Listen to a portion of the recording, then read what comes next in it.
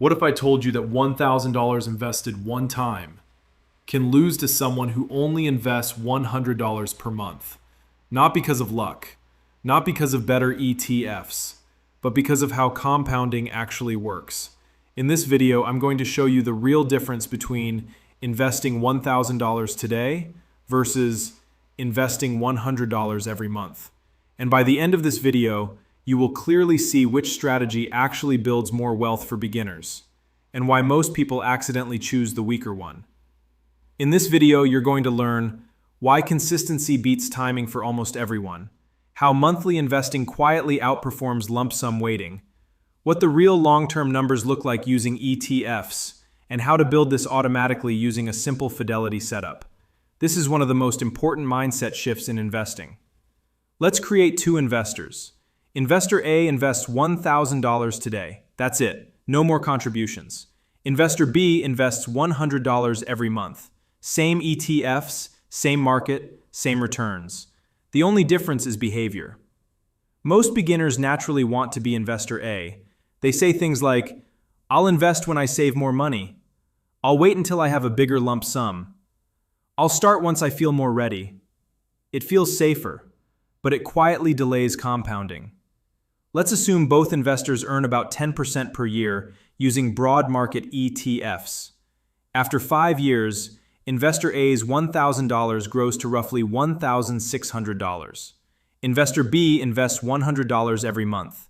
After 5 years, Investor B has invested $6,000, and their portfolio is already worth more than $7,000. Investor B is already ahead, not because of returns, because of behavior. After 10 years, Investor A's original $1,000 becomes about $2,600. Investor B has invested $12,000 total, and their portfolio is now worth roughly $20,000. Same market, same ETFs, completely different outcome. Now here is where the difference becomes emotional. After 20 years, Investor A's $1,000 becomes roughly $6,700. Investor B invested $100 per month for 20 years. That is $24,000 invested. But the portfolio is now worth more than $75,000. That is over 10 times the original one-time investment result. This feels strange to beginners because $1,000 feels powerful, $100 feels small. But investing is not about the size of your first deposit. It is about how long you keep feeding the engine.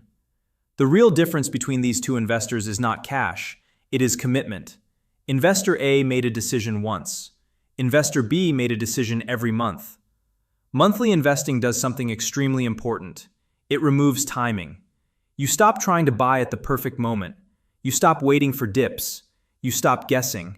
You simply participate in the market over time. When you invest monthly, market drops become an advantage. You buy more shares when prices fall. You buy fewer when prices rise. You automatically average your cost over time. This is called dollar cost averaging. But the real benefit is emotional. You stop being afraid of timing mistakes. The problem with waiting to invest a lump sum is not math. It is behavior. Most people who plan to invest later never actually do. Life happens. Bills happen. Fear happens. And the lump sum never arrives. Small amounts win because they build a habit. Habits create decades. Decades create compounding. Most beginners compare $1,000 today versus $100 per month. But the real comparison is this: waiting versus starting. Now imagine you don't invest $100 per month.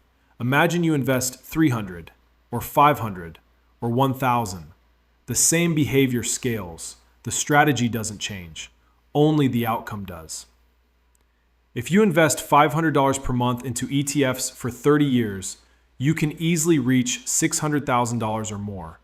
Not because you timed the market, because you participated long enough. Beginners do not need better strategies. They need momentum. Momentum comes from repeating small wins.